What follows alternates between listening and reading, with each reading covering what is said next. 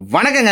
இன்னைக்கு என்ன கம்ப்ளைண்ட்னு பார்த்தீங்கன்னா, வீட்ல ஒரு சில இடத்துல லைன் வரல அப்டின்ட்டு சொல்லியிருந்தாங்க. அது மட்டும் இல்லாம நைட்ல இந்த டிபில இருந்து புகையும் ஸ்மெல்லும் வந்துச்சுன்னு கஸ்டமர் சொல்லியிருந்தாங்க.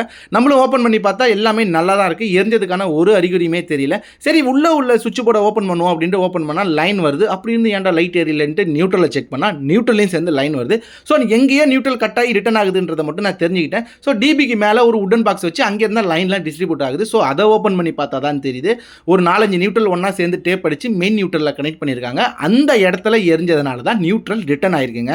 நியூட்ரல் ரிட்டர்ன் ஆச்சுன்னா எங்கேயோ கட் ஆயிருக்குன்னு தாங்க அர்த்தம். ஸோ இந்த மாதிரி எரிஞ்சனால தான் எனக்கு இன்னைக்கு ப்ராப்ளம் ஆயிருக்கு. ஸோ இதை நீங்க எப்படி ஈஸியா கண்டுபிடிக்கலாம்னு பார்த்தீங்கன்னா, நியூட்ரல் ரிட்டர்ன் ஆகுதா? ஸோ அதுக்கு அந்த சுவிட்ச் போர்டுக்கு முன்னாடி என்ன பாயிண்ட் இருக்கு அதை ஓப்பன் பண்ணி பாருங்க. அதுக்கு முன்னாடி என்ன பாயிண்ட் இருக்கு நீங்க ஸ்டெப் பை ஸ்டெப்பா ஃபாலோ பண்ணீங்கனாலே கம்ப்ளைண்ட் ஈஸியா கண்டுபிடிச்சிடலாம். ஸோ நான் ஃபைனலா எல்லாத்தையும் முடிச்சுட்டு டிபியுமே ஆன் பண்ணி சுவிட்சையும் ஆன் பண்ணா வீடு ஃபுல்லாவுமே சப்ளை வந்துருச்சுங்க. கஸ்டமரும் ஹாப்பி ஆயிட்டாங்க. இந்த ஒர்க்கில் உங்களுக்கு ஏதாவது டவுட் இருந்தா கண்டிப்பா கமெண்ட்ல கேளுங்க. என்னால் முடிஞ்ச வரைக்கும் நான் தெளிவாக விளக்கம் கொடுக்க பார்க்குறேன். வேற என்ன வரேங்க. பாய்ங்க. நெக்ஸ்ட் வீடியோவில் பார்க்கலாம்.